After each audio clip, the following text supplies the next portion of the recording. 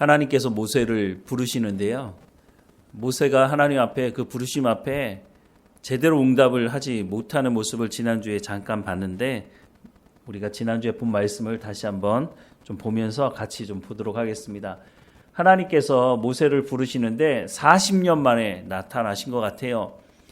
광야로 도망갔던 미디안 광야로 도망갔던 이 모세에게 하나님께서 그 40년 동안 한 번도 나타나지 않으셨던 것 같아요. 처음에 모세는 원망도 하고 불평도 했겠죠. 내가 애굽의 왕자로서 이 이스라엘 백성들을 구원하고 싶은 그 마음 때문에 그 마음이 앞서서 내가 민족들을 도우려고 했는데 애굽 사람 죽인 이 사건 때문에 결국은 도망을 오게 됐고 심지어 이스라엘 백성들조차도 모세에 대해서 그렇게 받아들일 마음이 없었던 것 같아요. 그래서 결국 미디안 광야로 나오게 됐고 그곳에서 40년을 지내게 됩니다. 모세의 모습이 어떠했을까요? 애굽의 왕자로서 살 때에는 아마 건장한 모습이었지 않았을까 싶습니다. 누가 봐도 야, 저 사람은 왕자구나 그렇게 아마 살아왔을 것 같아요. 그런데 미디안 광야가 어떤 상황입니까? 햇볕은 내내 쬐고 날씨도 좋지 않을 거고 잠자리도 좋지 않았을 거고 먹는 것도 뭐 그렇게 썩 좋지는 않았겠죠. 그리고 밖에 나가서 늘 양을 치어야 하는 그런 상황 속에서 아마도 영화에서 보는 것처럼 모세의 얼굴은 붉어지고 또 모세의 머리는 휘어졌을 거라고 생각이 듭니다. 노인이라고 해도 과언이 아닐 정도로 40년 동안 하나님과 친밀한 교제도 없었고 또 자신에 대해서도 내가 할 수 있는 게 뭐가 있어? 양이나 치고 그리고 하나님 부르시면 나 이 땅에서 살다가 죽는 거지. 이런 생각을 하며 살았겠죠. 그런데 80세가 된 모세에게 하나님 나타나셔서 모세를 부르십니다. 그것이 출애굽기 3장에 나오는 말씀이죠. 모세가 지나가다가 떨기나무에 불이 붙어 있는데 나무가 타지 않는 모습이 신기하잖아요. 그래서 그곳을 가까이 갔는데 그곳에서 하나님을 만나게 되죠. 그때 하나님이 뭐라고 말씀하세요? 모세야, 모세야 라고 부르세요. 하나님은 모세의 이름을 잃어버리신 적이 없다는 거죠. 하나님은 모세를 기억하고 계셨다는 거예요. 때가 되어야만 하나님께서 나타나시기 때문에 40년 동안 모세는 하나님께서 나를 버리셨다고 생각했는지 모르지만 하나님은 모세를 버리신 적이 없다는 거예요. 그래서 모세를 부르실 때 정확하게 이름을 부르시잖아요. 모세야, 모세야. 그렇다면 모세가 하나님 앞에 버림받은 사람은 아니라고 하는 것을 분명히 우리가 알 수가 있는 거죠. 하나님이 이렇게 말씀하세요. 6절 말씀에 보면은요. 나는 내 조상의 하나님이니 아브라함의 하나님, 이삭의 하나님, 야곱의 하나님이라. 이게 무슨 말이에요? 하나님께서 아브라함에게 언약하셨던 그 언약의 말씀을 하나님 한 번도 잊어버리신 적이 없다는 거예요. 그리고 그 말씀을 이제는 이루시겠다라고 하는 그 말씀이 여기 포함되어져 있는 거죠. 내가 애굽에 있는 내 백성의 고통을 분명히 보고 그들이 그들의 감독자로 말미암아 부르짖음을 듣고 그 근심을 알고 있다라고 말씀하고 있어요. 우리가 고난당할 때 우리가 이런 오해하는 마음이 있죠. 하나님이 우리를 버리셨을 거야. 하나님이 나를 사랑하지 않으셔. 그러니까 내가 이렇게 힘든데도 하나님께서 아무런 응답이 없지. 이런 생각을 할 때가 있는데 하나님 그렇지 않으신다는 거예요. 이스라엘 백성들이 애굽에서 고된 노동으로 고통당하고 있는 그것을 하나님 아신다라고 분명히 말씀해주고 있죠. 아니 그 이스라엘 백성들이 고통당하는 현장에 하나님 함께 하신다고 말씀하고 있는 거죠. 그래서 하나님 어떻게 하신다는 거예요? 내가 아브라함에게 약속한 가나안 땅을 이제 너희에게 주겠다라고 말씀하세요. 여기까지는 뭐 그렇다라고 생각을 할 수 있는데 그런데 모세를 하나님 왜 찾아오셨을까요? 이 이스라엘 백성들을 이끌어내는데 내가 너를 보내겠다는 거예요. 그러니 모세가 이 말을 듣고 무슨 생각을 했을까요? 너무 당연하게 하나님 저는 아닌데요? 이렇게 말을 하겠죠. 11절 말씀에 보면 내가 누구이기에 바로에게 가며 이스라엘 자손을 애굽에서 인도하여 내리이까. 너무 당연한 말 아니에요? 저는 지금 양이나 치고 아무도 나를 기억하지 못하는 세상에서 실패한 사람입니다. 라고 말하는 거죠. 40년 전 애굽의 왕자로 있을 때 혈기왕성하고 잘 나가고 있을 때 하나님 나를 부르셨다면 하나님 제가 하겠습니다. 라고 말했을 텐데 지금은 아무것도 가지지 못하고 이제는 패배자로 있는 그 모세가 자기 자신을 보더라도 내가 누구이기에 하나님 그 엄청난 일을 내가 할 수 있습니까? 하나님 저는 아닙니다. 라고 하는 것을 분명히 말해주고 있는 거죠. 그런데 하나님 뭐라고 말씀하세요? 12절에 내가 반드시 너와 함께 있으리라. 내가 그 백성을 애굽에서 인도하여 낸 후에 너희가 이 산에서 하나님을 섬기리니 이것이 내가 너를 보낸 증거다라고 말씀을 하고 있어요. 하나님이 뭐라고 말씀하신다고요? 내가 반드시 너와 함께 있을 것이다. 하나님의 일은요, 하나님이 행하시는 것이지 사람이 행하는 것이 아니란 말이죠. 그런데 만약 모세가 40년 전에 애굽의 왕자였을 때 하나님 부르셨다면 모세는 이렇게 생각했을 거예요. 그렇지. 내가 할 수 있는 거지. 내가 왕자니까. 내가 이런 권력을 가지고 있고 내가 이런 능력이 있으니까 하나님 날 쓰시는 것이지. 이런 생각을 했을 거라는 거죠. 그런데 지금은 그런 상황이 아니죠. 모세가 가지고 있는 것이 아무것도 없고 아무도 모세를 알아보지 못하고 세상의 패배자로 전락한 이 모세가 나는 아무것도 할 수 없다고 하는 그때에 하나님 찾아오셔서 네가 하는 거 아니야?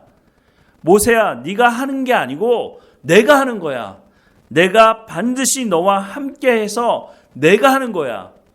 이 말씀을 하나님 하시는 거예요. 그런데 모세는 이 말씀이 무슨 말인지 아직 모르는 것 같아요.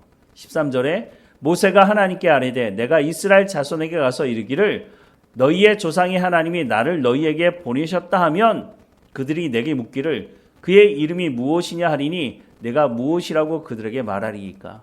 너무 당연한 말 아니에요? 야, 너 40년 전에 애굽 사람 죽이고 도망갔던 그 모세야? 그런데 하나님이 너를 불러서 우리를 가나안 땅으로 인도하신다고 말씀하셨다고? 너 혹시 잘못 들은 거 아니야? 너 미디안 광야에서 미디안 사람들이 섬기던 우상을 섬기다가 우상이 하는 말을 듣고 너희 여기 와서 얘기하는 거 아니야? 그렇게 말할 수 있잖아요. 그러니 하나님 뭐라고 말씀하세요? 나는 스스로 있는 자이니라 라고 말씀하세요. 이게 무슨 말이죠? 모세야, 네가 있기 때문에 내가 있는 게 아니야. 이스라엘 백성들이 있기 때문에 내가 있는 게 아니야. 너희가 나를 찬양하지 않아도 돌들이 일어나서 나를 찬양할 수 있도록 하게 하시는 분이 나야, 하나님이야. 이 말씀을 하시는 거죠. 너는 가서 이스라엘 백성들에게 하나님께서 아브라함에게 약속하셨던 그 하나님께서 나를 보냈다고 이야기하라라고 말씀을 하고 있는 거죠. 하지만 거듭 반복해서 모세는 아닙니다. 저는 아닙니다. 라고 말을 한다는 거죠. 출애굽기 4장에 모세가 대답하여 이르되 그러나 그들이 나를 믿지 아니하며 내 말을 듣지 아니하고 이르기를 여호와께서 내게 나타나지 아니하셨다 하리이다. 그러지 않을까요? 야, 우리가 네 말을 어떻게 믿냐? 너무 당연한 말을 할 것 같아요. 2절 말씀에 여호와께서 그에게 이르시되 내 손에 있는 것이 무엇이냐? 그가 이르되 지팡이니이다. 여호와께서 이르시되 그것을 땅에 던지라 하시매 곧 땅에 던지니 그것이 뱀이 된지라. 모세가 뱀 앞에서 피하매 여호와께서 모세에게 이르시되 내 손을 내밀어 그 꼬리를 잡으라. 그가 손을 내밀어 그것을 잡으니 그의 손에서 지팡이가 된지라 라고 말씀하고 있어요. 그런데 왜 하필이면 뱀일까요? 다른 동물이 될 수도 있잖아요. 왜 그런데 하필이면 뱀일까요? 이게 도대체 무슨 의미일까요? 성경에서는 말씀을 하고 있잖아요. 그런데 제 생각에는 그런 것 같아요. 뱀이 상징하는 게 뭡니까? 아담과 하와가 에덴 동산에 있을 때 하와에게 접근한 게 뭐였어요? 뱀이었거든요. 그 뱀이 했던 게 뭐예요? 아담과 하와를 유혹해서 죄를 짓게 하는 존재였단 말이죠. 성경에 뱀에 대해서 얘기할 때 긍정적인 부분을 이야기하는 부분이 있어요. 예수님께서 제자들을 파송하시면서 뭐라고 말씀하세요? 뱀과 같이 지혜로워야 한다고 말씀하시죠. 뱀의 긍정적인 부분을 이야기한 거예요. 그런데 대체적으로 성경에서 뱀을 말할 때는요, 사탄을 의미해요. 악한 것을 의미하죠. 그런데 이것을 가지고 바로 앞에서도 행하게 되거든요. 그것은 무엇을 의미해요?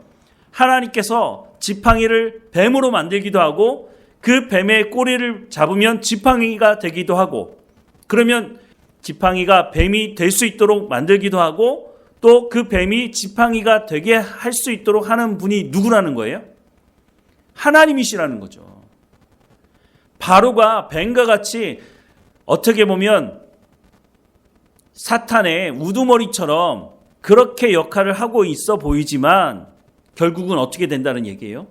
하나님께서 바로의 마음을 완악하게 하면 바로가 이스라엘 백성들을 내보내고 싶어도 보내지 못한다는 거예요.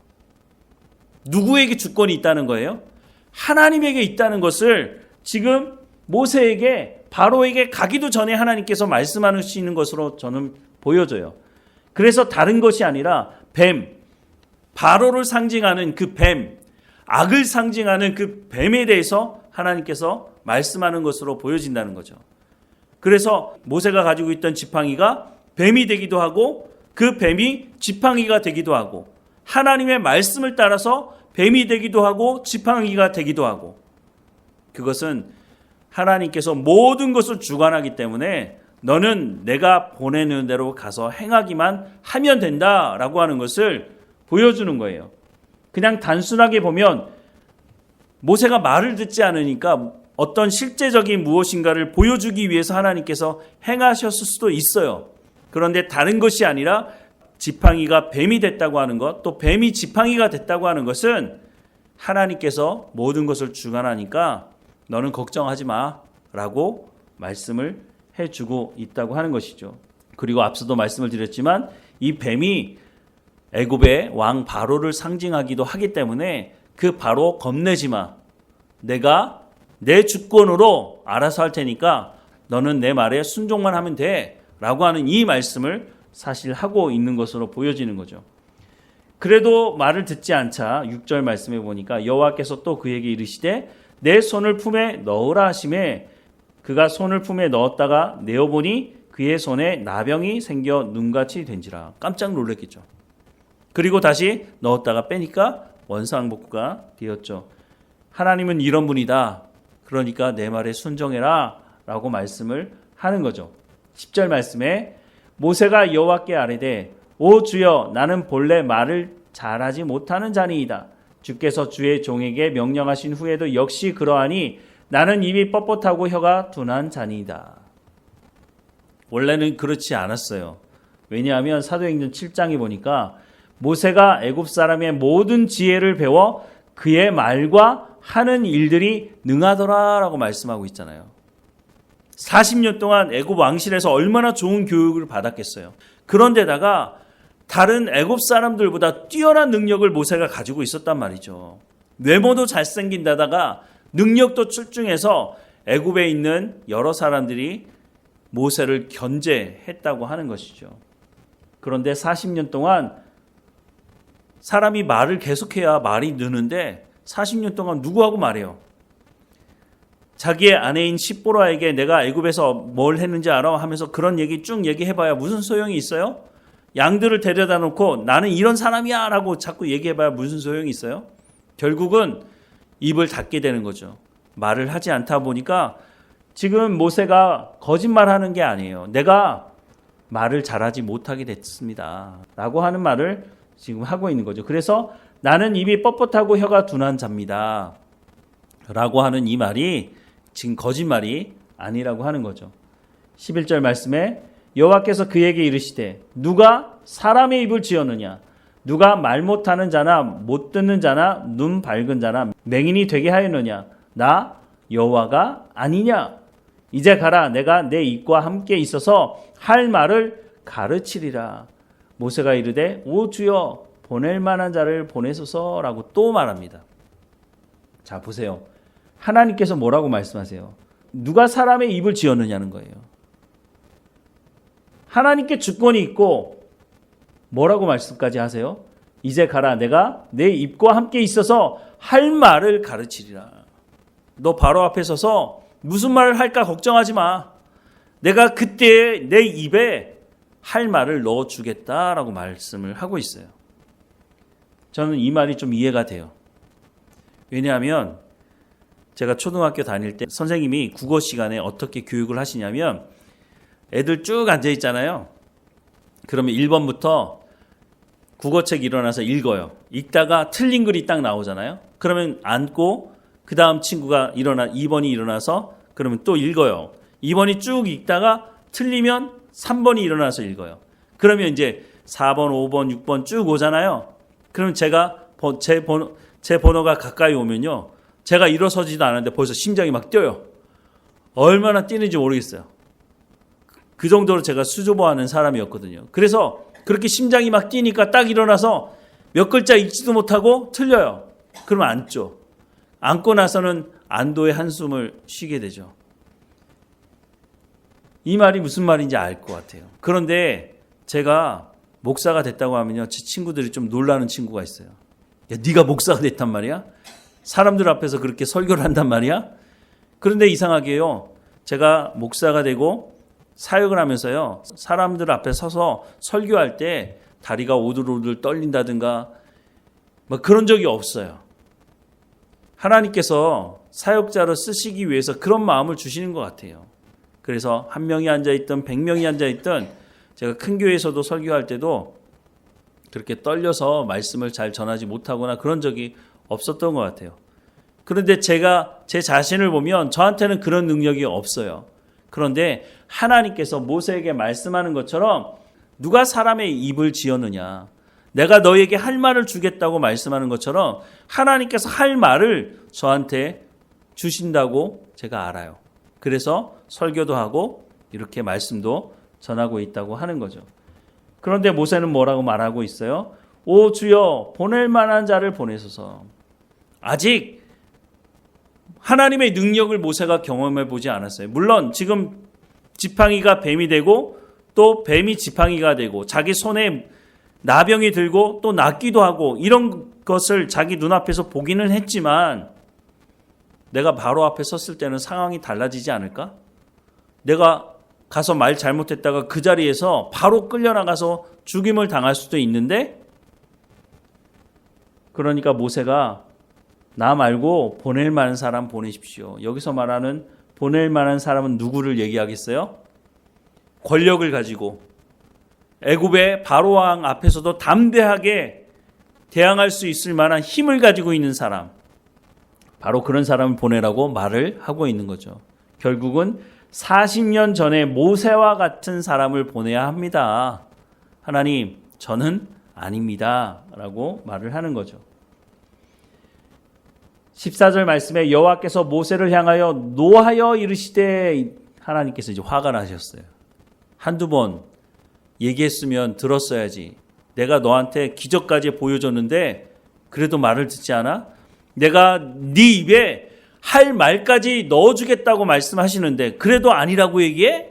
라고 하니까 하나님께서 화가 좀 나신 것 같아요. 그래서 노하여 이르시되 내 윗사람 내 형 아론이 있지 아니하냐? 그가 말 잘하는 것을 내가 아노라. 그가 너를 만나러 나오나니 그가 너를 볼 때에 그의 마음에 기쁨이 있을 것이다. 하도 모세가 나는 아닙니다. 나는 말 못합니다. 말하니까 하나님 뭐라고 말씀하신다고요? 네 형 아론이 있지 않느냐.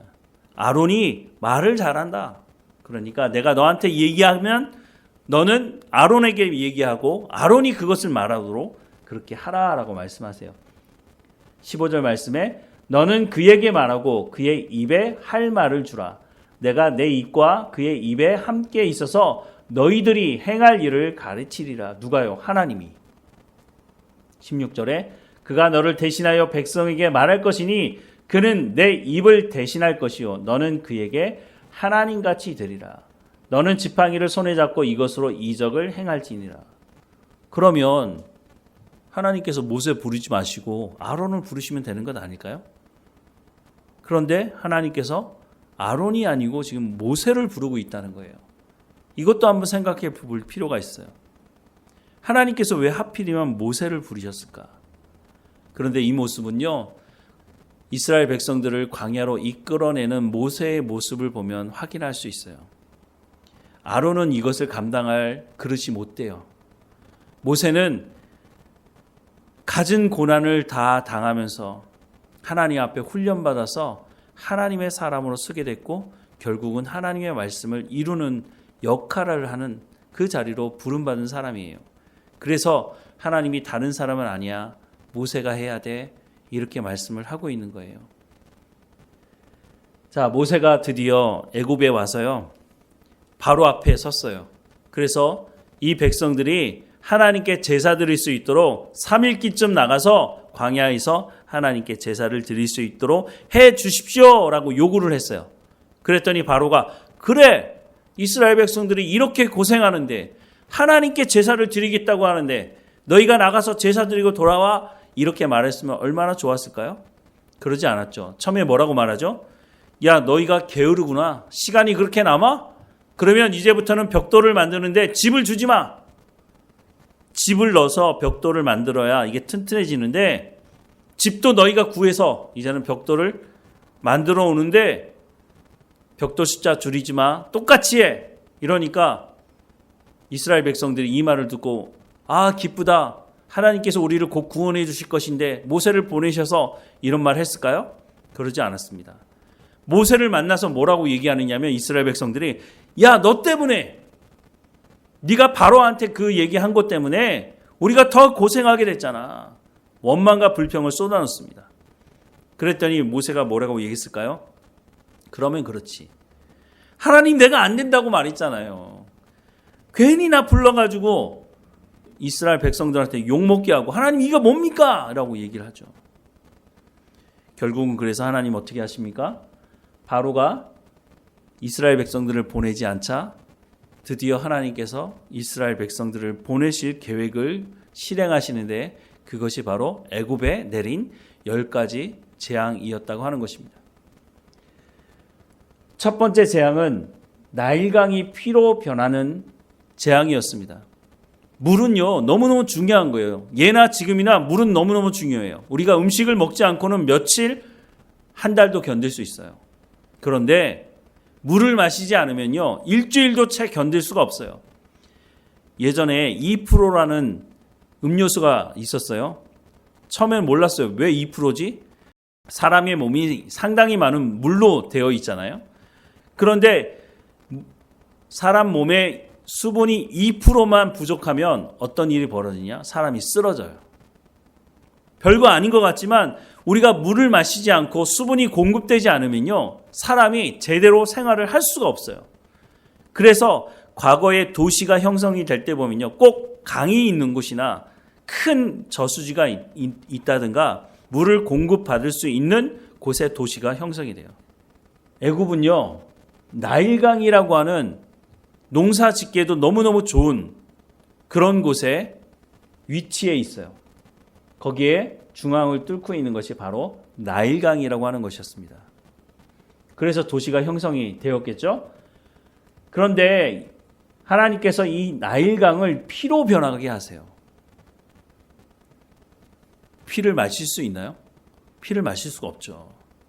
사람이 물을 마셔야 살 수 있는데 그 나일강이 피로 변하는 재앙을 첫 번째 재앙으로 삼는데, 왜냐하면 애굽 사람들이 강이 중요하다는 것을 알기 때문에 이 나일강을 다스리는 신을 만들었어요. 그 신의 이름이 하피라는 신이에요.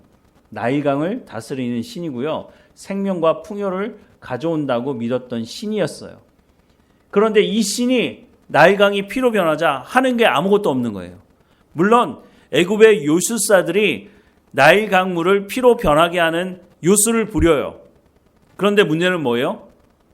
다시 그 피를 물로 바꿀 수 있어야 되잖아요. 그거는 못하는 거예요. 그런데 어쨌든 바로가 자기의 요술사들도 강물을 피로 바꾸는 걸 보면서 이거 별거 아니네? 라고 생각을 하게 된 거죠. 그런데 하나님은 뭐라고 말씀하시냐면, 내가 이로 인하여 나를 여호와인 줄 알리라. 그런데 이 첫 번째 재앙을 통해서는요, 바로도 또 바로의 신하들도 꿈쩍하지 않았던 것 같아요. 그래서 두 번째 재앙을 하나님 내리십니다. 그거는 개구리 재앙이었어요. 왜 하필이면 개구리였을까? 개구리 모양을 닮은 애굽의 신이 있었어요. 그 신의 이름이 헤게트라는 신인데요. 개구리 머리 형상의 신이었고요. 출산과 생명의 여신으로 이 헤게트라는 신을 섬겼어요. 그런데 이 개구리 재앙이 일어나니까 온 집안 안에 침실, 집, 화덕, 떡반죽 그릇 온 데에 개구리가 넘쳐나게 됐다는 거죠. 우리가 시골에 가면 논에 가보면 조그만 청개구리 이렇게 있고 개구리들이 있잖아요. 그게 한두 마리 있을 때는 귀여워 보이지만 이거 상상만 해도 좀 끔찍한데요. 침실에, 집에, 화덕에, 떡반죽 그릇에 개구리가 온 집에 가득하니까 아마 끔찍했을 것입니다.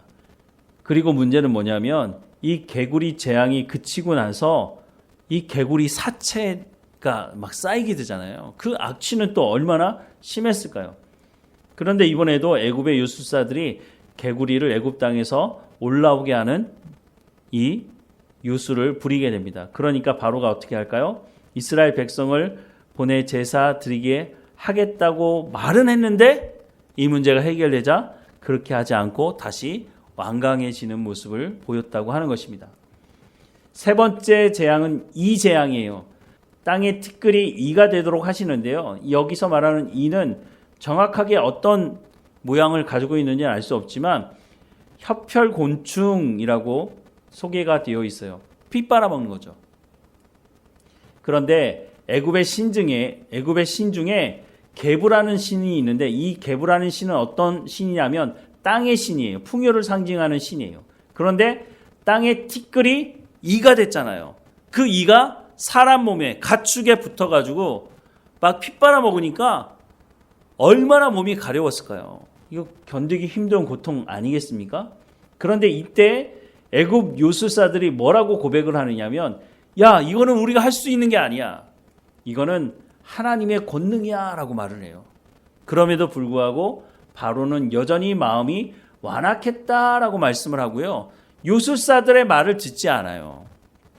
뒤에 가면 나오지만 바로가 이렇게 완악한 마음을 가지는 이유가 있어요.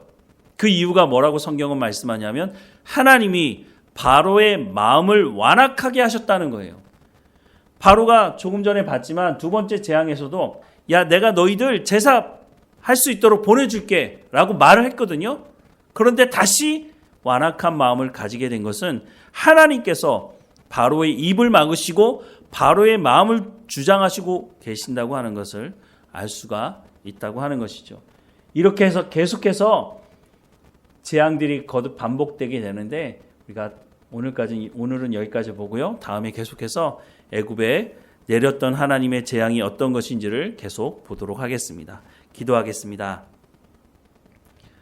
사랑하는 하나님, 우리도 하나님 앞에 부름을 받을 때에 하나님, 제가 무슨 능력이 있어서 이 일을 감당하겠습니까?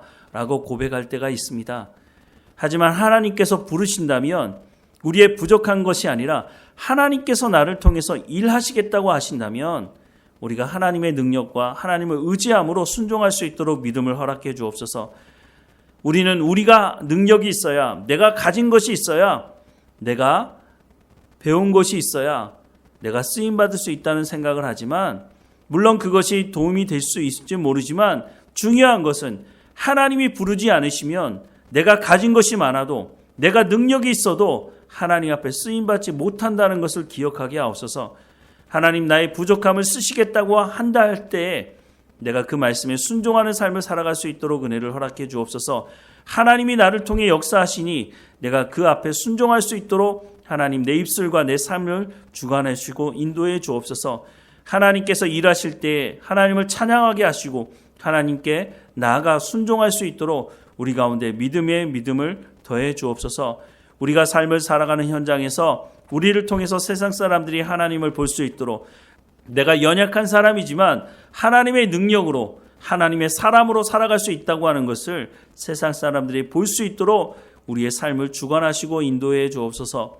우리를 정결하게 하시고 우리가 복음의 통로 역할을 감당할 수 있도록 은혜를 허락해 주옵소서. 날마다 우리와 함께 하시며 우리를 인도하시는 하나님께 감사드리고 예수 그리스도의 이름으로 기도드립니다. 아멘.